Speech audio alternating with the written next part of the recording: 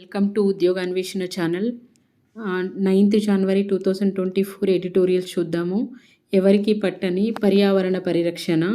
పర్యావరణ అనుమతులు పూర్తిగా మంజూరు కాకుండానే పలు అభివృద్ధి ప్రాజెక్టులు పట్టాలకు ఎక్కుతున్నాయి. కేంద్రము సవరిస్తున్న నిబంధనలు దీనికి అవకాశం కల్పిస్తున్నాయి. ఇలాంటి సవరణల ఉత్తర్వులను ఇటీవల సర్వోన్నత న్యాయస్థానం నిలుపుదల చేయడం చర్చనీయాంశంగా మారింది. పర్యావరణ పరిరక్షణ చట్టం 1986 ప్రకారంగా అభివృద్ధి ప్రాజెక్టులో ప్రకృతి వనరుల్లో జరిగే నష్ట నియంత్రణకు పర్యావరణ ప్రభావం మదింపు EIA నిబంధనలు అమలు తప్పనిసరి. దీనికి సంబంధించిన కేంద్ర పర్యావరణ మంత్రిత్వ శాఖ 2 ఏళ్ల క్రితం ఇచ్చిన ఆదేశాలు పర్యావరణ చట్ట స్ఫూర్తికి విరుద్ధంగా ఉన్నాయని వనశక్తి సంస్థ సుప్రీంకోర్టును ఆశ్రయించింది. దీనిపై విచారణ జరిపిన న్యాయస్థానము ఆదేశాలను నిలుపుదల చేస్తూ పర్యావరణ మంత్రిత్వ శాఖకు నోటీసులు జారీ చేసింది. ఏళ్ల తరబడి దేశవ్యాప్తంగా అమల్లో ఉన్న అటవీ పర్యావరణ కోస్తా నియంత్రణ అనుమతుల ప్రక్రియలోనే భూయిష్టంగా ఉందనే విమర్శలున్నాయి. అనేక రాష్ట్రాల్లో ప్రైవేటు సంస్థలతో పాటు కేంద్ర రాష్ట్ర ప్రభుత్వాలు చేపట్టే అనేక ప్రాజెక్టుల్లో సైతము పర్యావరణ ఉల్లంఘనలు చోటు చేసుకుంటున్నాయి. అనుమతులు లేకుండా పెరుగుతున్న జనాభాకు అనుగుణంగా అభివృద్ధి, ఉపాధి కల్పన, పరిశ్రమల ఏర్పాటు, ఖనిజాల తవ్వకము, ఆనకట్టల నిర్మాణానికి భూ, అటవీ, జలవనరుల వినియోగము తప్పనిసరి. ప్రస్తుతం మానవాళి ఎదుర్కొంటున్న వాతావరణ దుష్ప్రభావాలను గత 100 ఏళ్లలో జరిగిన పర్యావరణ విధ్వంసమే ప్రధాన కారణమని అనేక అధ్యయనాలు వెల్లడిస్తున్నాయి. ఈ క్రమంలో ప్రాజెక్టుల వల్ల ప్రకృతి వ్యవస్థలకు జరిగే నష్టాన్ని ముందుగా అంచనా వేసి దాన్ని భర్తీ చేసే ఖర్చును ప్రాజెక్టుల వ్యయంలో భాగంగా చేసే పర్యావరణ ప్రభావ మదింపు ప్రక్రియ కీలకంగా నిలుస్తుంది. ప్రస్తుతం 100కు పైగా దేశాలు అభివృద్ధి ప్రాజెక్టులో EIA ప్రక్రియను అనుసరిస్తున్నాయి. భారత్లో వివిధ అభివృద్ధి ప్రాజెక్టులతో పాటు ప్రమాదకర పరిశ్రమలు ఏర్పాటు, నిర్వహణకు పర్యావరణ అనుమతులు ప్రక్రియ వర్తింపచేయడంలో తీవ్ర జాప్యము జరిగింది. 1984 నాటి భోపాల్ విషవాయువు దుర్ఘటనతో ప్రభుత్వ వ్యవస్థలు మేల్కొన్నాయి. పరిశ్రమలకు అభివృద్ధి ప్రాజెక్టుల పర్యావరణ అనుమతులను తప్పనిసరి చేస్తూ 1996లో ఓ పర్యావరణ పరిరక్షణ చట్టాన్ని, ఆ తర్వాత EIA మార్గదర్శకాలను అమల్లోకి తెచ్చాయి. EIA ప్రక్రియను చిత్తశుద్ధితో అమలు చేస్తే కాలుష్య తీవ్రతతో పాటు ఆర్థిక, సామాజిక, పర్యావరణ నష్టాలను గణనీయంగా తగ్గించవచ్చు. వాస్తవ పరిస్థితి దానికి భిన్నంగా ఉంది. ప్రైవేటు సంస్థల అవసరాల ముందు ప్రకృతి వ్యవస్థల పరిరక్షణకు ప్రాధాన్యత దక్కడం లేదు.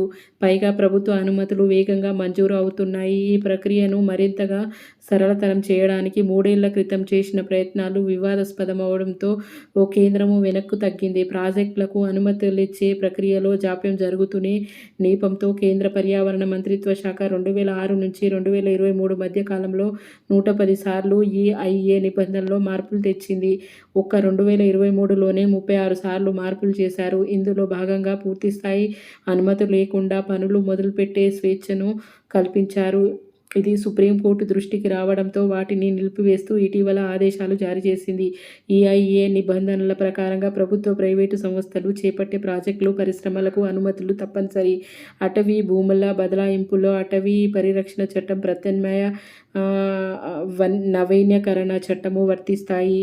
తీర ప్రాంతాల్లో ప్రాజెక్టులకు కోస్తా నియంత్రణ, ప్రమాదకర వ్యర్థాల నిర్వహణ నిబంధనలు, ప్రజా భద్రత చట్టము, జీవవైవిధ్య పరిరక్షణ చట్టము, ట్రైబ్యునల్స్ ఇచ్చిన తీర్పులు వర్తిస్తాయి. ప్రాజెక్టు ప్రభావిత ప్రాంతము, గిరిజన ప్రాంతాల్లో ఉండే గ్రామ సభలను అటవీ హక్కుల గుర్తింపు కమిటీలను సంప్రదించాలి.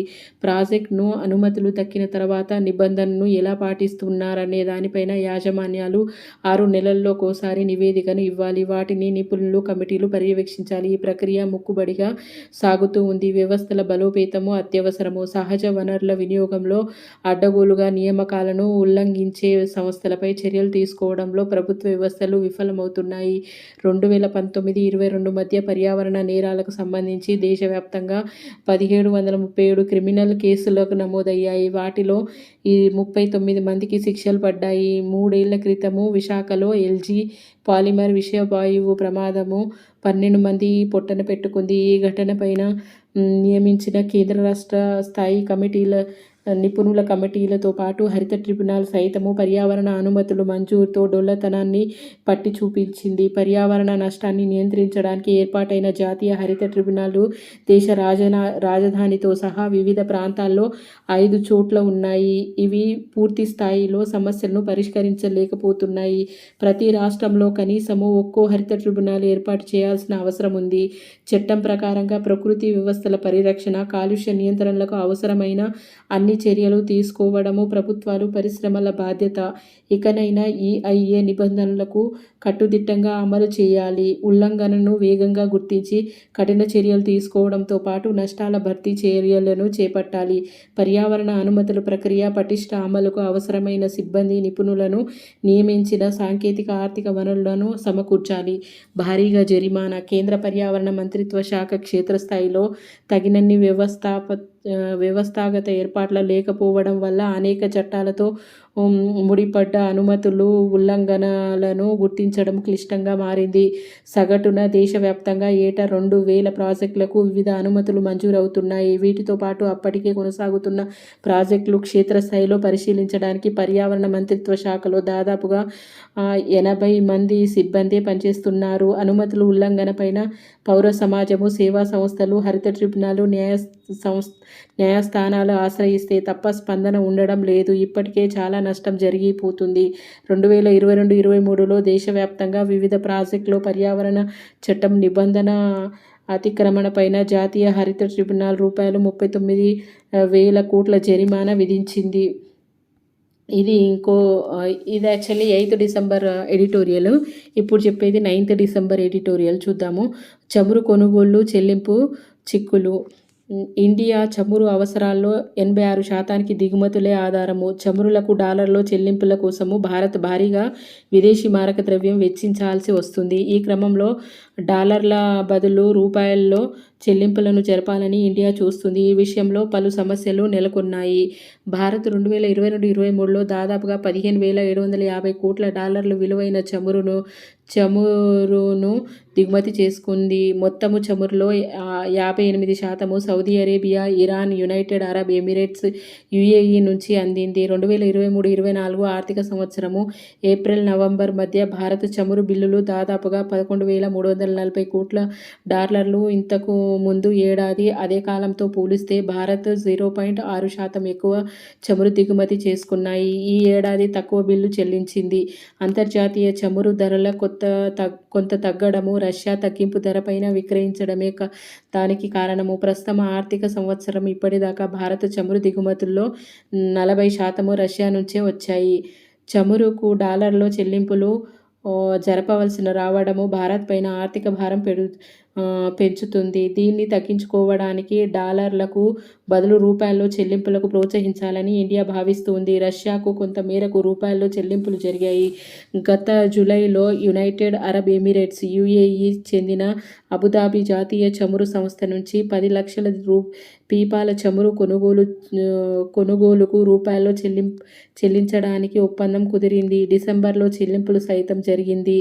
బ్రిక్స్ దేశాల మధ్య స్థానిక కరెన్సీలలోనే చెల్లింపులు కృషి చేయాలని ఇటీవల అంగీకారం కుదరడంతో భారత్ ఆ దిశగా ప్రయత్నాలు ముమ్మరం చేసింది. ఓస్ట్రో ఖాతాల ద్వారా రూపాయల్లో ఎగుమతులు, దిగుమతులు చేయడానికి భారత్ 22 దేశాలను ఒప్పించింది. గతేడాది నుంచి 18 దేశాలతో రూపాయల్లో చెల్లింపులు, ఓస్ట్రో ఖాతాలు తెరవడానికి డజనుకు పైగా భారతీయ బ్యాంకులను రిజర్వ్ బ్యాంకునకు అనుమతించింది. ఇలా ఓస్ట్రో ఖాతాలను దేశంలో రష్యా, జర్మనీ, బ్రిటన్, సింగపూర్, ఇజ్రాయెల్లు ఉన్నాయి. మిగిలినవన్నీ ఆసియా, ఆఫ్రికాలకు చెందిన వర్తమాన దేశాలే. రూపాయల అంతర్జాతీయ కరెన్సీగా రూపాంతరం చెందడానికి ఈ చర్చలు తోడ్పడతాయని భారత్ ఆశిస్తుంది. కొన్ని రకాల వాణిజ్య సరుకులను రూపాయల్లో చెల్లింపులు సఫలమవుతున్న చమురు ఎగుమతులు మాత్రము రూపాయల్లో స్వీకరించడానికి విముఖంగా ఉన్నారు. రష్యాయే దీనికి ఉదాహరణ. భారతీయ బ్యాంకుల ఓస్ట్రో ఖాతాల్లో పేరుకుపోయిన రూపాయలను ఏం చేసుకోవాలో మాస్కోకు తెలియడం లేదు. నెలకు $100 కోట్ల విలువైన రూపాయలను రష్యాకు సంబంధించిన ఓస్ట్రో ఖాతాలకు వచ్చి పడుతున్నాయి. వాటితో భారత ప్రభుత్వ బాండ్లను కొనడంతో పాటు భారతీయ మౌలిక వసతుల ఇతర ప్రాజెక్టులో పెట్టుబడి పెట్టాల్సి వస్తుంది. మరోవైపు భారత్ నుంచి రష్యా దిగుమతులు చాలా తక్కువ. అందువల్ల మన రూపాయలను దిగుమతులకు పెద్ద మొత్తంలో వినియోగించడానికి అవకాశం లేదు. ఈ పరిస్థితుల్లో రూపాయల బదులు చైనా యూన్‌లో చెల్లింపులు జరపాలని రష్యా ఢిల్లీని కోరింది. దీనికి భారత్ ఒప్పుకోనందువల్ల ఇటీవల ఇండియన్ ఆయిల్ కార్పొరేషన్ రష్యా చమురు సరఫరాను నిలిపివేసింది. కొంత డాలర్‌లో, కొంత యువాన్లలో చెల్లింపులను మాస్కో కోరింది. భారత్ ప్రైవేటు రిఫైనరీ సంస్థలు యువాన్లలో చెల్లింపులు జరుపుతున్నా ప్రభుత్వ రంగ సంస్థలైన ఇండియన్ ఆయిల్ కార్పొరేషన్ అందుకు ఒప్పుకోవడం లేదు. ఫలితంగా అందుకు రష్యా చమురు ట్యాంకర్లు మన రేవులకు రాకుండా ఇతర దేశాలకు, ముఖ్యంగా చైనాకు మళ్లిపోతున్నాయి. మరోవైపు రష్యన్ చమురు ధరలు పెరిగిపోతున్నాయి. అందుకే గత డిసెంబర్లో రష్యాను చమురు దిగుమతులు 16% నుంచి 22% దాకా తగ్గాయి. భారత్లో అదే నెలలో సౌదీ అరేబియా నుంచి 4% ఎక్కువగా చమురును కొనుగోలు చేసింది. రూపాయల్లో చమురు చెల్లింపులకు యూఏఈ మాదిరిగా సౌదీ అరేబియాకు ఒప్పించడానికి గత సెప్టెంబర్ నుంచి భారత్ ప్రయత్నిస్తోంది. ఏతవాత ఇతర దేశాలను భారత్ ఎగుమతులు పెరిగితే రూపాయి అంతర్జాతీయ కరెన్సీగా ఎదగగలుగుతుంది. ఇంకో ఆర్టికల్ చూద్దాము. ఇది మద్దతు కల్పించే ఆధునిక గిడ్డంగులు. వ్యవసాయ ఉత్పత్తుల నిల్వలకు భారత్లో సరైన మౌలిక సదుపాయాలు లేవు. ఆహార సరఫరా గొలుసు సక్రమంగా ఉండాలంటే ఆధునిక సౌకర్యాలు కలిగిన గిడ్డంగులను ప్రభుత్వం అందుబాటులోకి తేవాలి. దానిపైన రైతుల పంట ఉత్పత్తులు సరియైన మద్దతు ధర దక్కుతుంది. ఉల్లి నిల్వల బ్యాంకులను ఏర్పాటు చేయాలని ఇటీవల మహారాష్ట్ర ప్రభుత్వం నిర్ణయించింది. ఉల్లి తాజాగా ఉండేలాగా ఎక్కువ కాలం నిల్వ ఉండేందుకు వాటిలో న్యూక్లియర్ సాంకేతికతను వినియోగించనుంది. ఈ విధానంలో నియంత్రణ డోసుల్లో రేడియేషన్ను ప్రసరింపచేసి ఉల్లిలో హానికరమైన సూక్ష్మక్రిములను చంపేస్తారు. దాంతో ఇవి దాదాపుగా 7.5 నెలల పాటు నిల్వ ఉంటాయి. ఉల్లి ధరలు అమాంతం పడిపోయినప్పుడు రైతులు నష్టపోకుండా ఉండడానికి ఈ బ్యాంకులు తోడ్పడతాయి. ప్రకృతి విపత్తుల వల్ల ఉల్లి పంట దెబ్బతిని సరఫరాలు తగ్గినప్పుడు వినియోగదారులపై తీవ్ర ప్రభావం పడుతుంది. దాన్ని నివారించడానికి ఇది ఒక అక్కరకొస్తాయి. దేశంలోని ఉల్లి ఉత్పత్తిలో మహారాష్ట్ర అగ్రస్థానంలో ఉంది. మొత్తం ఉత్పత్తిలో 43% వాటా ఆ రాష్ట్రం సొంతము. ఎక్కువ మంది రైతులు తమ దిగుమతుల సాంప్రదాయ పద్ధతుల్లో నిల్వ చేస్తున్నారు. దానివల్ల ఎక్కువగా నష్టం వాటిల్లుతుంది. న్యూక్లియర్ సాంకేతికతను ఇప్పటికే మామిడి ఎగుమతులను వినియోగిస్తున్నారు. 2018లో భారత్ ఆహార భద్రతా ప్రమాణాల ప్రాధికార సంస్థ ఈ సాంకేతిక వాడకంపైన మార్గదర్శకాలను విడుదల చేసింది. ఈ విధానంలో పంట ఉత్పత్తులకు మానవుల ఆరోగ్యానికి ఎలా హానికర జరగదని తెలిపింది. తక్కువ ధరకు ఒక అధ్యయనం ప్రకారంగా ఇండియాలో పంటలు చేతికొచ్చిన తర్వాత వాటిని వినియోగించే లోపల భారీ మొత్తంలో వృధా నమోదవుతుంది. ఆ విలువ దాదాపుగా 1,50,000 కోట్ల రూపాయలు ఉంటుందని అంచనా. దేశీయంగా ఆహార ధాన్యాలకు సంబంధించి 47% గిడ్డంగులు సౌకర్యాలున్నాయి. ఉద్యాన పంటల విషయంలో మాత్రము గోడౌన్లు 10%కే పరిమితమయ్యాయి. ముఖ్యంగా పంట ఉత్పత్తుల తాజాగా నిల్వ ఉండడానికి అవసరమైన ఆధునిక సాంకేతిక సదుపాయాలు వాటిలో కరువయ్యాయి. ప్రధానమంత్రి కిసాన్ సంపద యోజన పథకం కింద పంటలను విలువ జోడించుకోవడానికి నిల్వ సదుపాయాలను కేంద్రము కొద్దిమేర ఆర్థిక సహాయం అందిస్తుంది. ఇండియాలోనూ అన్నదాతల్లో 85% చిన్న సన్నకారు రైతులు కావడము వల్ల ఇలాంటి సదుపాయాలు వారు సరిగ్గా వినియోగించుకోలేకపోతున్నారు. గిడ్డంగుల్లో పంటను నిల్వ చేద్దామన్నా ఖాళీ ఉండడం లేదు. ఒకవేళ ఉన్నా అద్దెలు ఎక్కువగా ఉంటున్నాయి. ఫలితంగా చిన్న సన్నకారు రైతులు అప్పటికి ఉన్న ధరలకే పంటను నమ్ముకుంటున్నారు. ఈ దుస్థితిని చెదరగొట్టాలంటే కేంద్ర రాష్ట్ర ప్రభుత్వాలు పంట నిల్వ సదుపాయాలపై దృష్టి సారించాలి. అతి తక్కువ ధరకు అవి రైతులకు అందుబాటులో ఉండేలాగా చూడాలి. గరిష్ట నష్టాలు. పంట అనంతరం నష్టాలను, సహజ వనరులపై ఒత్తిడిని తగ్గించడానికి, రైతుల జీవనోపాధి మెరుగుపరచడానికి భారత్ లాంటి వర్తమాన దేశాలు సామాజిక ప్రాధాన్యతనివ్వాలి. ప్రపంచ జనాభా 2050 నాటికి 900 కోట్ల దాటుతుందని అంచనా. అభివృద్ధి చెందుతున్న దేశాల్లో జనాభా పెరుగుదల ఎక్కువగా ఉంటుందని పరిశీలనలు నివేదికల్లో చెబుతున్నాయి. ఆయా దేశాలు ఇప్పటికే ఆకలి, ఆహార అభద్రత ఎదుర్కొంటున్నాయి. పెరుగుతున్న పట్టణీకరణ, వాతావరణ మార్పులు ఆహార భద్రతపైన ఆందోళన రేకెత్తిస్తున్నాయి. ఇలాంటి పరిస్థితుల్లో పలు దేశాలు పంట అనంతర నష్టాలను తగ్గించడంపై దృష్టి సారించాయి. పొలం నుంచి పంట ఉత్పత్తులు వినియోగదారులకు చేరే మధ్యలో కోయడము, నూర్పిడి చేయడము, శుభ్రపరచడము, ఎండబెట్టడము, నిల్వ, శుద్ధి అంటే ప్రాసెస్, రవాణా తదితర అంచెలు ఉంటాయి. వివిధ కారణాల వల్ల ఈ మొత్తం ప్రక్రియలో కొంత మేరకు పంటను నష్టపోవాల్సి వస్తుంది. ఆహార సరఫరా గొలుసుల్లో నిల్వ కీలక పాత్ర పోషిస్తుంది. గరిష్ట నష్టాలు ఈ దశలోనే సంభవిస్తున్నట్టుగా పలు అధ్యయనాలు తెలియజేస్తున్నాయి. దేశంలో అధిక శాతం ధాన్యాలను ఇప్పటికీ సాంప్రదాయ పద్ధతుల్లోనే నిల్వ చేస్తున్నాయి. ఫలితంగా నష్టం ఎక్కువగా ఉంటుంది. దీన్ని నివారించాలంటే ఆసియాలోనే ఆధునిక నిల్వ సౌకర్యాలను భారీ ఎత్తున పెంచాలి. పంట అనంతరం నష్టాలను కూరగాయల పంటల్లో అధికంగా 30% దాకా ఉంటున్నాయి. పలు రకాల కూరగాయలకు త్వరగా పాడైపోయే స్వభావం ఉండడమే దీనికి కారణము. వీటిని ఎక్కువ కాలము నిల్వ చేసుకోగలిగితే అటు వినియోగదారులకు, ఇటు అన్నదాతలకు ప్రయోజనం కలుగుతుంది. ఇందుకోసమని అధునాతన నిల్వ సౌకర్యాలను గ్రామీణ ప్రాంతంలో సైతం అందుబాటులోకి తీసుకురాగలగాలి. దీని ద్వారా చాలా వరకు రైతులకు కూడా హెల్ప్ అవుతుంది. గిడ్డంగులు లేక వాటికి అధిక ధరలో ఉండడం వల్ల రైతులు పంటలను నిల్వ చేసుకోకపోవడం అనేది ఒక పెద్ద సమస్యగా మారింది. చూద్దాం ఇంకో ఆర్టికల్. విద్యా భారత వైతాళికురాలు. అన్ని కులాలు, మతాల వాళ్ళను, మహిళలకు విద్యావంతులను చేసిన గొప్ప సామాజిక అధ్యాపకురాలు ఫాతిమా షేక్. అన్ని భారతీయ భాషల్లో పాఠ్యపుస్తకాలలోనూ ఆమె చరిత్ర ఉండాలి. ఫాతిమా షేక్ ఈ మధ్యకాలంలో బాగా వినబడుతున్న ఒక ప్రముఖమైన పేరు. ఆధునిక భారతంలో తొలి టీచరు సావిత్రిబాయి పూలేతో కలిసి ఉపాధ్యాయురాలుగా, సంస్కరణకర్తగా ఆమె పనిచేశారు. ఒక్క ఫాతిమా షేకే కాదు, సామాజికంగా అనేక ఉద్యమాల సంస్కరణలో పాటుపడిన ఎస్సీ, ఎస్టీ, బీసీ, ముస్లిం, మైనారిటీ మహిళలకు చరిత్రలో కనుమరుగు చేశారు. అందువల్ల భారత సమాజానికి వారి వీరోచిత పోరాటాలు, త్యాగాలు, బలాలు, చైతన్యాలు భావితరాలకు తెలియకుండా పోయాయి. అట్లా పోవడానికి ఆధిపత్య కుల, ఆధిపత్య మత వివేకాలే కారణము. వారి చరిత్రలు అక్కడక్కడ ఆయా ప్రాంతాల్లో స్థానిక భాషల్లో, స్థానిక చరిత్రలో మట్టి పొరల్లో తవ్వి తీస్తే దొరుకుతాయి. ఫాతిమా షేక్ ఆధునిక భారతదేశంలో తొలి మహిళా ముస్లిం టీచరు అనే విషయము సావిత్రిబాయి పూలే తన భర్త మహాత్మా జ్యోతిరావు పూలేకి రాసిన లేఖలో బయటపడింది. ఆ లేఖలో ఆసరాగా చేసుకొని బ్రిటిష్ మిషనరీ లేఖలు, రిపోర్టులు, వ్యాసాలు, ఉర్దూ పుస్తకాలు, మరాఠీ పుస్తకాలు, పత్రికలు, హిందీ పుస్తకాలు, సాహిత్యాలు, పూణే నగర స్థానిక మౌలిక సమాచారాన్ని బట్టి జరిగిన పరిశోధనలో ఫాతిమా షేక్ కుటుంబానికి సంబంధించిన సమాచారం తెలియవచ్చినా ఆమె గురించి సమాచారం లభ్యం కాలేదు. పూణే బుధరావుపేటలో మౌఖికంగా చాలా సమాచారం ప్రచారంలో ఉందని, దీని ఆధారంగా ఫాతిమా షేక్ మీద విస్తృత సాహిత్యం వచ్చిందని పరిశోధన విశ్లేషణ. భారతదేశము భిన్న సమాజం, అస్తిత్వ దేశము. దేశానికి అన్ని సమాజాల, సమూహాల సేవ చైతన్యాల చరిత్రలు స్ఫూర్తి కావాలి. కుల, మత, జెండర్, సామాజిక అస్తిత్వాల చరిత్రలు తెలిసినప్పుడే ఆయా సమూహాల మధ్య పరస్పర గౌరవం, సామరస్య, మానవీయ స్నేహాలకు బలమైన పునాదులు ఏర్పడతాయి.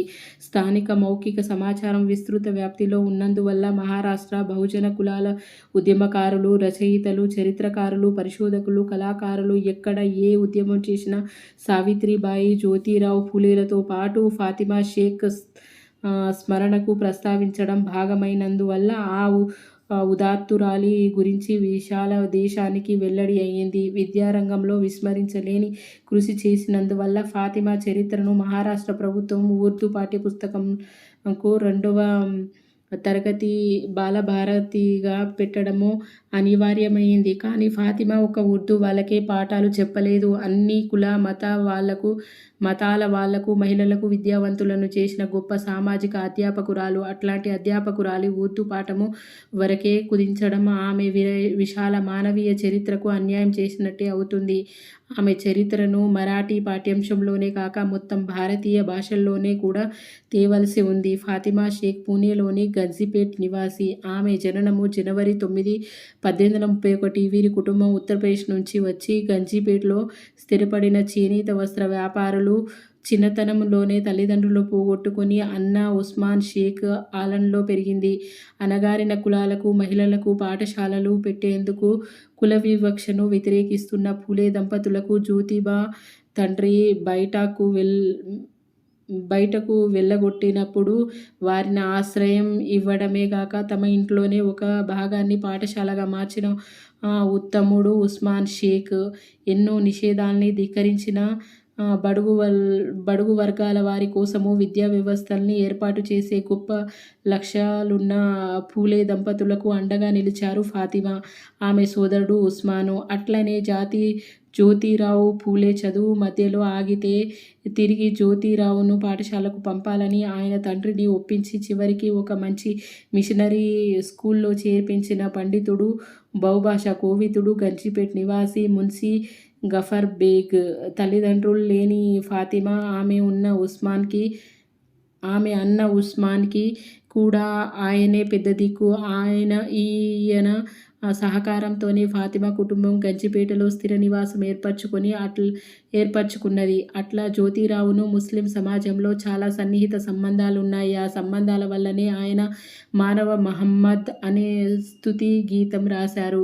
ఫాతిమా షేక్కి మరాఠీ, ఇంగ్లీషు విద్యలతో పాటు విద్యా బోధన శిక్షణలు కూడా పూలే దంపతులే అందించారు. ఫాతిమా షేక్, సావిత్రిబాయి పూలేలు కలిసి అహ్మద్నగర్లో టీచర్ ట్రైనింగ్ కోర్సు పూర్తి చేసి బాలికల పాఠశాలని గొప్పగా తీర్చిదిద్దారు. పూలే దంపతులు బాలికలను ప్రత్యేక పాఠశాలను 1848లో పెట్టి ఇంకా అనేక పాఠశాలని నడిపారు. ఆ పాఠశాలని అధ్యాపకురాలుగా పూలే దంపతులు ఎక్కువగా బహుజన కులాల విద్యావంతులుగా ప్రోత్సహించారు. బాలికల పాఠశాలను మగ టీచర్లే తల్లిదండ్రులు తమ ఆడబిడ్డల్ని పంపేవారు కాదు. అసలు ఆడపిల్లలను చదువు చెరుపు అనే భావనలో ఉండేవారు. మహిళా టీచర్లు లేరు.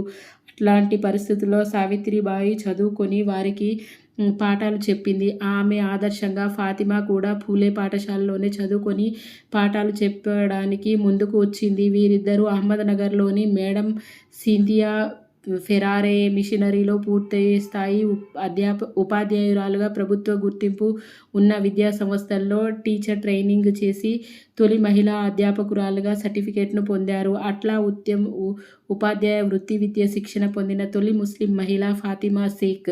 పాఠశాలను తమ ఆడపిల్లల్ని పంపని ఇండ్లకు పోయి బాలికా విద్య ప్రాముఖ్యతను, అవసరాన్ని చెప్పి తిరిగి బాలికలను పాఠశాలని రప్పించేవారు. సావిత్రిబాయి, ఫాతిమా దీన్ని ముస్లిం సమాజాలు తమ పెద్దలను తీవ్రంగా వ్యతిరేకించేవారు. దాడులు చేసేవారు. పాఠశాలకు వెళ్ళనిచ్చేవారు కాదు. ఇంకోవైపు హిందూ అగ్రవర్ణాల నుంచి కూడా దాడులు, వ్యతిరేకతలు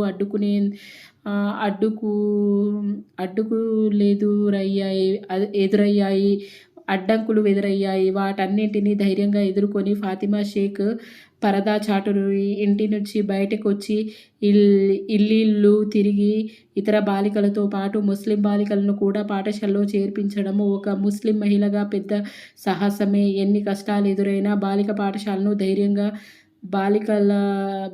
పాఠశాలను ధైర్యంగా కర్తవ్య దీక్షతో ఉపాధ్యాయురాలినిగా ముందుకు నడిపారు. సావిత్రిబాయి అనారోగ్యం బాగలేక పుట్టింటికి పోయినప్పుడు ఫాతిమా సేవలుండగా పాఠశాలలకు లోటు రాలేదు. ఆమెకు ఎక్కువగా శ్రమ ఇస్తున్నానని జ్యోతిరావు పూలేకి రాసిన ఉత్తరాన్ని బట్టి ఫాతిమా షేక్ వారికి ఎంత ప్రాధమురాలో అర్థమవుతుంది.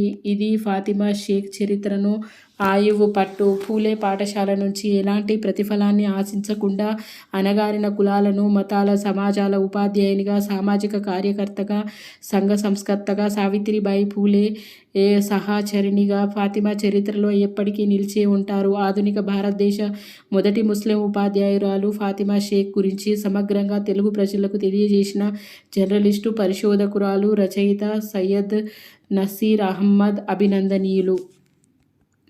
ఇది కులమతాలకు అతీతంగా పనిచేసిన గొప్పవారి చరిత్ర గురించి తెలియజేస్తున్న ఒక ఆర్టికలు. కృత్రిమ మేధపై పోరు తప్పదు. ఆధునిక సాంకేతికత, కృత్రిమ మేధ మానవాళి ఆర్థిక ప్రాథమిక కార్యకలాపాల్లో పెనుమార్పులను అనివార్యము చేస్తుంది. అంతేకాకుండా మానవ అస్తిత్వ విశిష్టత అయిన సృజనశీలతకే సవాలుగా పరిణమించింది. వ్యక్తులు, సంస్థల మేధోసంపత్తి హక్కులను హరించివేస్తుంది. ఈ ప్రమాదకర ధోరణిపై న్యూయార్క్ టైమ్స్‌తో సహా సృజనశీలురు ఎందరో తమ వ్యక్తిగత స్థాయిల్లోనూ, సమష్టిగానూ న్యాయ పోరాటాలు చేస్తున్నారు. సృష్టికి ప్రతి సృష్టి చేస్తుంది. కృత్రిమ మేధ, ఆర్టిఫిషియల్ ఇంటెలిజెన్స్ ఇదొక విప్లవాత్మక పరిణామము. ముఖ్యంగా సమాచార రంగంలో చాట్ జీపీటీ ఇతర ఏఐ వేదికను ఉత్పత్తి చేస్తున్న ఓపెన్ ఏఐ, మైక్రోసాఫ్ట్ కంపెనీలపై విఖ్యాత మీడియా సంస్థ న్యూయార్క్ టైమ్స్ కోర్టులో దావా వేసింది. తాము సంచితం చేసిన అపార పాత్రికేయ సమాచారాన్ని తమ అనుమతి లేకుండా చాట్ జీపీటీ స్వేచ్ఛగా వినియోగించుకోవడము న్యాయ విరుద్ధమని ఆ సుప్రసిద్ధ పత్రిక ఘోషిస్తుంది. తమ వార్తలను విరివిగా వినియోగించుకున్నందుకు వలన చాట్ జీపీటీ ఉత్పత్తిదారులకు తమకు $100 కోట్ల ఈ మొత్తం ఖచ్చితంగా ఎంత అనేది ఇతమిద్ధంగా తెలియదు అను చెల్లించాలని డిమాండ్ చేస్తుంది. 2024 సంవత్సరంలో ప్రపంచవ్యాప్తంగా ఎన్నో దేశాలు అసంఖ్యాక ఓటర్లు తమ ప్రజాస్వామ్య హక్కులను ఉపయోగించుకున్నారు. అయితే ఈ ప్రపంచవ్యాప్త ప్రజాస్వామ్య పోరాటాలంటే తమ మేధాశక్తి హక్కులను కాపాడుకునేందుకు అమెరికన్ మీడియా సంస్థ చేస్తున్న న్యాయ పోరాటం చాలా ప్రత్యేకమైనది. న్యాయ నిర్ణయం ఎలా ఉందంటే విషయమై సకల దేశాల ప్రజలు ఆసక్తిగా ఎదురుచూస్తున్నారనడంలో అతిశయోక్తి లేదు. మీడియా సంస్థలే కాదు, పలువురు సృజనశీలురు కూడా వైయక్తికంగానూ సమృద్ధిగానూ ఏఐ కంపెనీలపై తమ మేధో శ్రమను అనుమతి లేకుండా ఉపయోగించుకుంటున్నందుకు భారీ పరిహారం చెల్లించాలని డిమాండ్ చేస్తూ న్యాయస్థానాలకు వెళ్లారు. హాలీవుడ్ రిపోర్టర్ ఎడిటర్ జూలియన్ సాంగ్సన్ నేతృత్వంలో పలువురు సాహిత్యేతర గ్రంథ రచయితలు ఒక కేసు వేశారు. ప్రతిష్ఠాత్మకంగా పులిట్జర్ పురస్కార గ్రహీతలు కూడా ఏఐ కంపెనీలపై వ్యాఖ్యల్లో భాగస్వాములు అవుతున్నారు. ప్రముఖ రచయితలు Jonathan Franzen, George R R Martin, John గ్రీషమ్లు ఈ వాద్యదారులతో అగ్రగాములుగా ఉన్నారు. కృత్రిమ మేధ నుంచి తమ స్థితిగతుల మనుగడకు ఎనలేని ముప్పు వాటిల్లుతుందని హాలీవుడ్ సృజనాత్మక సాంకేతిక కళాకారుడు ఆందోళన చెందుతున్నారు. వీరు ఇప్పటికే సమ్మెలు చేసి, నిరసనలు ప్రదర్శనలు నిర్వహించి ఏఐతో ఎదురవుతున్న సమస్యలు, సవాళ్లను విశాఖ ప్రపంచము దృష్టిని తీసుకొచ్చారు. ఏఐ కంపెనీలు వ్యతిరేకంగా న్యూయార్క్ టైమ్స్ చేస్తున్న న్యాయ పోరాటమే మరే వాద్యము కంటే కూడా ఎక్కువగా ప్రపంచ ప్రజల దృష్టిని ఆకర్షిస్తుంది. దశాబ్దాలుగా ఆ పత్రిక తన పాత్రికేయుల ప్రజ్ఞతో సంచితం చేసిన అపార సమాచారాన్ని చాట్ జీపీటీ తన కార్యకలాపాలను అనుమతి లేకుండా ఆధారంగా చేసుకోవడమే అందుకు కారణమని మరీ చెప్పనవసరం లేదు. సాహిత్యము, తత్వశాస్త్రము, వేవ్ మెకానిక్స్,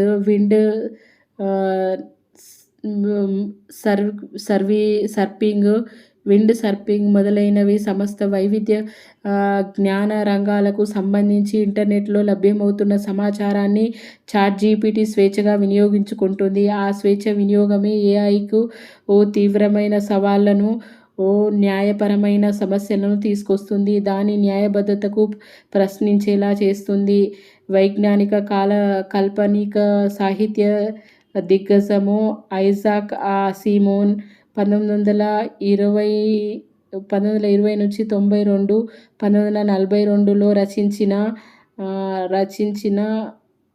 రన్ ఎరౌండ్ అనే కథలో ప్రస్తుత పరిజ్ఞానాన్ని ఊహించారు. రోబోటిక్స్ 3 నియమాలను ఆయన ఆ కథలోని ప్రచురించారు. ఆ మూడింట్లో మొదటి సూత్రము ఒక రోబో ఒక మనిషిని తిర తిట్టదు.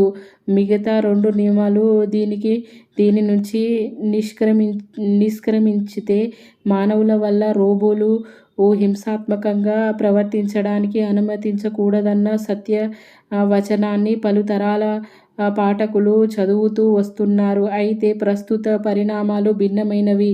హింసకు ఇచ్చే నిర్వచనం ప్రకారంగా దాని పరిధి విశాలము చేయవచ్చును. మానవుల విశిష్టతకు ముప్పు కలిగించే విధంగా యంత్రాలను అనుమతించవద్దన్నది అర్థంలో ఆసియోమ్. మొదటి నియమాన్ని చదవండి. అప్పుడు కృత్రిమ మేధ పైన జరుగుతున్న చర్చ వాస్తవికంగా లేదని అర్థమవుతుంది. ఒక ఏడాది కాలంలోనే అనేక రంగాల్లో ఉద్యోగాలను మటుమాయం చేయనున్నదనే విషయమై ప్రపంచవ్యాప్తంగా తీవ్ర ఆందోళన వ్యక్తమవుతుంది. ఇది ఆర్థికమైన ఆందోళన మాత్రమే. ప్రతి సాంకేతికత విప్లవము అనేక విషయాలను అనావశ్యము చేస్తుంది. కంప్యూటరు విప్లవము గురించి చెప్పేదేముంది? టైపిస్టులు, టెలిఫోన్ స్విచ్ బోర్డ్ ఆపరేటర్లు, డేటా ట్యాబ్యులేటర్స్, అకౌంటెంట్స్ అవసరం లేకుండానే చేసింది. ఈ మార్పునే ఏఐ విప్లవం మరింతగా తీవ్రం చేస్తుంది. సాంకేతిక విప్లవాలు ఆర్థిక వ్యవస్థలో పెను మార్పులను అనివార్యం చేస్తాయి. ఈ మార్పులు అల్లకల్లోలంగా ఉండడము కద్దు. విప్లవాత్మక మార్పులు సంభవించిన కొద్ది కాలానికే దాని మూలంగా నెలకొన్న సంక్షోభ పరిస్థితులు సర్వసాధారణమైపోతాయి. ప్రజలు వాటికి అలవాటు పడతారు. తమ శ్రమకు మరింతగా ప్రతిఫలం లభించే ప్రదేశాలకు కొంతమంది కార్మికులుగా వెళుతారు. మరికొంతమంది శ్రామికులుగా. కొత్త పని వాతావరణంతో ఇమడలేక పాతకాలము చేతివృత్తులను మొదలైన వాటిని తమ జీవనాధారాలుగా చేసుకుంటూ కొత్త సాంకేతికతలను ప్రభవించిన ప్రతి సందర్భంలోనూ ఆర్థిక కార్యకలాపాలు, సామాజిక వ్యవహారాల్లో క్రియాశీలకంగా ఉన్నవారికి అవి కొత్త కర్తవ్యాలను నిర్దేశిస్తాయి. వారు నిర్వహించే పాత్రలను మార్చివేస్తాయి. వారిపైన బృహత్ కార్యభారాన్ని మోపుతాయి. ఈ అనూహ్య పరిస్థితులను తట్టుకొని నిలబడినవారు కొత్త సాంకేతికతను తమకు సహాయకారిగా పరిగణిస్తారు. రైతులు సాగు పనులను పర్యవేక్షించడానికి పరిమితం కాకుండా హార్వెస్టర్లు, కోతలు, నూర్పిళ్ళ యంత్రాలు, డ్రైవర్లుగాను పనిచేయవలసిన అవసరం రావడం తప్పనిసరి అవుతుంది. గృహ సేవలకు మైక్రోవేవ్ ఓవెన్ల, వాషింగ్ మెషీన్లను ఉపయోగించుకోవడము నేర్చుకుంటారు. చెప్పవచ్చినదేమిటంటే చాట్‌జీపీటీ రంగంలో ప్రవేశించిన తర్వాత దాని వినియోగదారులు అది నిర్దేశించిన కొత్త కార్యసరళికి అలవాటు పడ్డారు. ఆవశ్యక నవీన నైపుణ్యాలను నేర్చుకున్నారు. సమాచార రంగంలో వినూత్న సంచలనాలకు వేదిక అయిన చాట్‌జీపీటీలో మనకు తరచూ వచ్చే మొదటి ఆదేశము నీవు నా సహాయకుడివి అని భావించుకోండి. రేడియేషన్ల నుంచి ఓషనోగ్రఫీ దాకా, డేటా ఎంట్రీ నుంచి ఈమెయిల్ మార్కెటింగ్ దాకా వివిధ రంగాల్లో మనకు ఈ నవీన సాంకేతికత అనేక విధాలకు సహాయపడుతుంది. అయితే ఈ సహాయ చర్యలు వచ్చే చిరాకు కలిగించేవి అని కూడా మనము గుర్తించాలి, అంగీకరించాలి. సరే, మేధో సంపత్తి సంబంధిత వాణిజ్య రంగంలోకి ఏఐ ప్రవేశము ఉత్తేజాన్ని కలిగించింది. వ్యాకులతకు సృష్టించింది. ఆరాటాన్ని పెంపొందించింది. సృజనశీలత సొంత మేధో ఉత్పత్తులని సారాంశంగా నిక్షిప్తం చేసుకోవలసి ఉన్నది. ఎందుకంటే వినియోగదారుడు, యూజర్ అడిగిన సమాచారాన్ని సమకూర్చడానికి చాట్ జీపీటీని ఏదో ఒక మేధో సంపత్తి ఆధారము ఉండి తీరాలి. ముందుగా ముందుగా నిక్షిప్తం చేసిన సమాచారము ప్రాతిపదికన అది సమాచారాలు ఇవ్వడము సాధ్యమవుతుంది. ఇలా వినియోగదారులు ప్రశ్నలకు చాట్‌జీపీటీ ప్రతిస్పందన దాని సొంత మేధో సంపత్తిగా ఆవిర్భవిస్తాయి. అయితే మేధో సంపత్తిని సృష్టించే సృజనశీలులు ఈ ఏఐ ఉత్తర్వులు తీరుతెన్నులను సహజంగానే ఆక్షేపిస్తారు. ఎందుకంటే అది ఒక విధమైన చౌర్యము. ఏఐ చాలా ఉద్యోగాలను మటుమాయం చేయడము, డిజిటల్ టెక్నాలజీ తోడ్పాటుతో నకిలీ ఫోటోలు, దృశ్యాలు, గళాలు సృష్టించడం మొదలైనవి 100% హస్తపాలు. ఇంతకు మించి ఎంతో ఆందోళన వ్యవహారాలు, పరిణామాలు ఇవన్నీ ఏఐ పుణ్యమని మరీ చెప్పనవసరం లేదు. నకిలీ ఈ సృష్టి ఈ నకిలీ సృష్టికాండకు వ్యతిరేకంగా ఎంతోమంది హెచ్చరికలు చేస్తున్నారు. అయితే పటిష్ట చర్యలు తీసుకుంటున్న వారు ఎవరూ కనిపించడం లేదు. ఈ కొత్త సంవత్సరంలో ఇతోధికంగా అభివృద్ధి చెందుతున్న ఏఐ ఆధారిత పరిశ్రమలో మొట్టమొదటి సవాలు సృజనాత్మకంగా మేధో శ్రమ చేసేవారి నుంచే వస్తుంది. మానవాళి విశిష్టత ఏమిటి? మానవుని ఈ విచక్షణకు ఎలా అర్థం చేసుకోవాలి? మనుష్యత్వాన్ని ఎలా నిర్వచించాలి?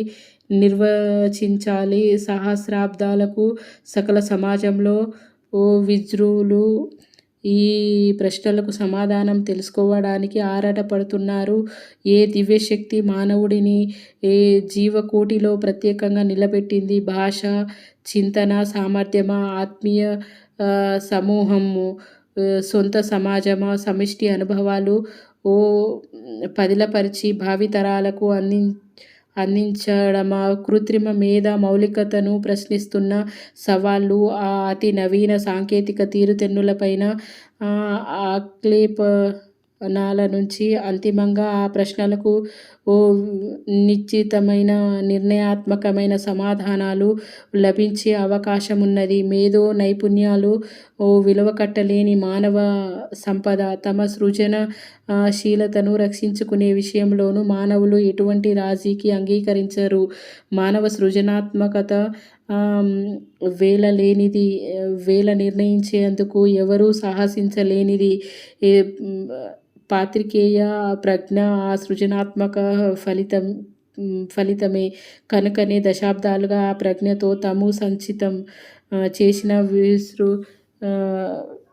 విజ్ఞాన సమాచార భాండాగారాన్ని తమ సొంతం అన్నట్టుగా చాట్‌జీపీటీని వినియోగించుకోవడానికి విఖ్యాత మీడియా సంస్థ న్యూయార్క్ టైమ్స్ నిరసిస్తుంది.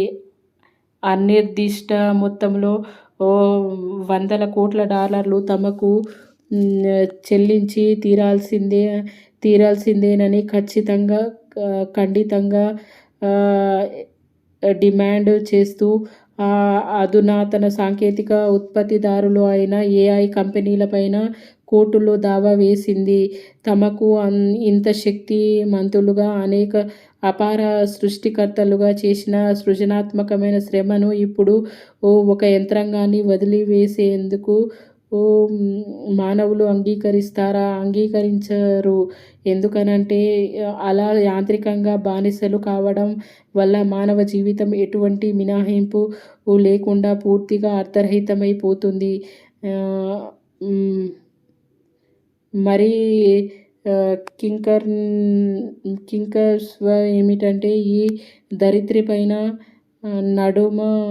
నడయాడుతున్న సృజనశీలను అందరూ కృత్రిమ మేధకు వ్యతిరేకంగా సమైక్యమవ్వడమే. ఇప్పుడు కింకర్తవ్యం ఏమిటంటే ఈ ధరిత్రిపైన నడయాడుతున్న సృజనశీలుడు అందరూ కృత్రిమ మేధకు వ్యతిరేకంగా సమైక్యమవ్వడమే ముఖ్యము. ఇది ఏఐ టెక్నాలజీ గురించి. చూద్దాము నెక్స్ట్ ఆర్టికల్ ఏంటి అనేది. ఇదొకటి భిన్నత్వానికి ఎవరు పెట్టే ఏకత్వము. ఇది భిన్నత్వానికి సంబంధించిన ఏకత్వం గురించి లోక్సభలోని వివిధ రాష్ట్రాల శాసనసభలకు దేశవ్యాప్తంగా స్థానికంగా సంస్థలన్నింటికీ ఒకేసారిగా ఎన్నికలు నిర్వహించాలన్న ప్రతిపాదన కొన్నాళ్లుగా చర్చల్లో నలుగుతుంది. జాతి ప్రయోజనార్థమే ఏకకాల ఎన్నికలంటూ వాటిని పార్టీలన్నీ మద్దతివ్వాలని మాజీ రాష్ట్రపతి రామ్నాథ్ కోవింద్ సారథ్యంలో ఉన్నత స్థాయి సంఘము మొన్న నవంబర్లో పిలుపునిచ్చింది. ఒకే దేశము ఒకే ఎన్నిక సాధ్యాసాధ్యాల పరిశీలనకు నియుక్తమైన ఆ సంఘం ఇప్పుడు జనవరి 15లోగా సూచనలు, సలహాలు ఇవ్వవలసిందిగా పౌర సమాజాన్ని కోరుతుంది. ఏకకాల ఎన్నికల ప్రతిపాదనను ప్రధాని మోడీ 8 ఏళ్లుగా తరచూ ప్రస్తావిస్తున్నారు. జమిలీ ఎన్నికల యోచనను రాజ్యాంగ వైపరీత్యంగా కాంగ్రెస్ అభివర్ణించగా దాని అమలుకు భాజపా గట్టి కట్టుబాటు చాటుతోంది. ఇది ఏ ఒక్క రాజకీయ పక్షానికో అనుకూలంగానో కాదని ఆ మధ్య కోవింద్ పేర్కొన్న యథార్థమేమిటో తేటతెల్లమవుతూనే ఉంది.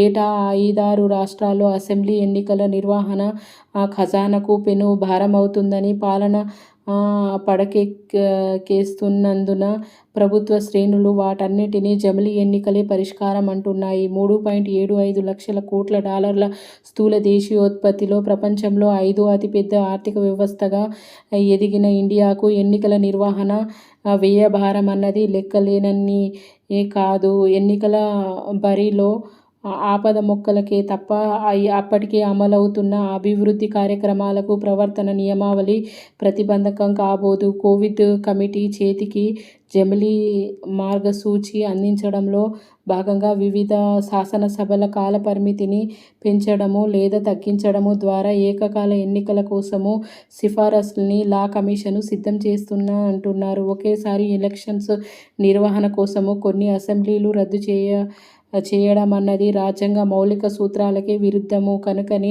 జమిలీ యోచన న్యాయపరంగా దుస్సాధ్యమైనదని సుప్రీంకోర్టు విశ్రాంత న్యాయమూర్తి జస్టిస్ పి.బి. సావంత్ గతంలోనే స్పష్టీకరించారు. 3 వేర్వేరు అంచెల ప్రజాస్వామ్య క్రతువులను ఏకకాలంలో తెమల్చేయాలన్న ఆలోచనే అసంబద్ధం, వాంఛనీయము. ఏకకాల ఎన్నికలు ప్రజాస్వామ్యానికి, రాజ్యాంగ మౌలిక నిర్మాణానికి, సమైక్య రాజ్యపాలన పద్ధతికి ఏ విధంగానూ భంగకారణమవుతాయా అని లా కమిషన్నే లోగడ కీలక ధర్మ సందేహము లేవనెత్తింది. జమిలీ సాధ్యాసాధ్యాల అధ్యయనానికి కొలువు తీరిన కోవింద్ కమిటీ విధి విధానాల్లో ఆ ప్రశ్నలకు ప్రభుత్వము ఎక్కడా ప్రస్తావించలేదు. జమిలీ జాతర అధికార పక్షాలను అయాచితపరంగా పరిణమించి ప్రాంతీయ పార్టీలను పుట్టి మునిగే పెను ప్రమాదంలో ఉంది. కేంద్ర రాష్ట్ర ప్రభుత్వాలు, స్థానిక సంస్థల విధులు, బాధ్యతలు వేటికవే భిన్నమైనవి. వాటికి సంబంధించిన మూడంచెల పాలనలో ఎవరికి పని తీరు ఎలా ఉందో సమీక్షించి ఆ మేరకు వేర్వేరుగా ప్రజా తీర్పులు వెలువడితేనే ప్రజాస్వామ్య స్ఫూర్తి పరిఢవిల్లుతుంది. లోక్సభకు, అసెంబ్లీ ఒకేసారి ఎన్నికల్లో జరిపిన సందర్భాల్లో 77% ఓటర్లు ఒకే పార్టీకి ఓటేస్తారన్న విశ్లేషణలు గతంలోనే వెలుగు చూశాయి. ఆ అనుకూలతల్ని సొమ్ము చేసుకోవడానికే తెరపైకి తెస్తున్న ప్రతిపాదనలు ప్రజాతంత్రానికి చేరువ చేసే ప్రమాదము ఉందని రాజ్యాంగ కోవిదులు జస్టిస్ ఎం.ఎన్. వెంకటాచలయ్య హెచ్చరించారు. ఆ మాటల సారాంశము: జమిలీ హానికరము. దేశంలో ఏకకాల ఎన్నికల నిమిత్తము 83, 85, 172, 174, 356 రాజ్యాంగ అధికరణలతో పాటు మరికొన్నింటికి సవరణలు అవసరం అంటున్నారు. ఇష్టానుసారంగా చేసే సవరణ వల్ల ప్రజానీకము పట్ల ప్రభుత్వాలు, శాసన నిర్మాణ వ్యవస్థలు జవాబుదారీతనానికి తూట్లు పడతాయన్న విశ్లేషణలు తీవ్రంగా కలవరపరుస్తున్నాయి. అసెంబ్లీలో త్రిశంకు సభలు ఏర్పడితే ఏం చేస్తారన్న ప్రశ్నలు, రాష్ట్రపతి పాలన రూపేణా రాష్ట్రాలపైన కేంద్రము పెత్తనం చెలాయిస్తున్న అంశాలపైన భయాందోళనలు వ్యక్తమవుతున్నాయి. భిన్నత్వానికి, వైవిధ్యానికి భారతావని పెట్టింది పేరు. స్థానికాంశాలు, ప్రాంతీయ ఆంక్షల పీక నులిపేలా తెరపైకి తెస్తున్న జమిలీ ప్రతిపాదన దేశాన్ని అధ్యక్ష తరహా పాలన వైపు తోసుకుపోయే ప్రమాదం ఉండడంలో సందేహము లేదు. ఇవి ఈరోజు ఆర్టికల్స్. ఇవన్నీ ఇంపార్టెంట్. ఒకటికి 2 సార్లు వినండి. కొంచెం స్పీడ్ ఎక్కువ పెట్టుకొని వింటే మీకు తప్పకుండా యూజ్ అవుతుంది. మీకు నచ్చితే ఈ ఛానల్‌ని లైక్ చేయండి, షేర్ చేయండి, సబ్స్క్రైబ్ చేయండి.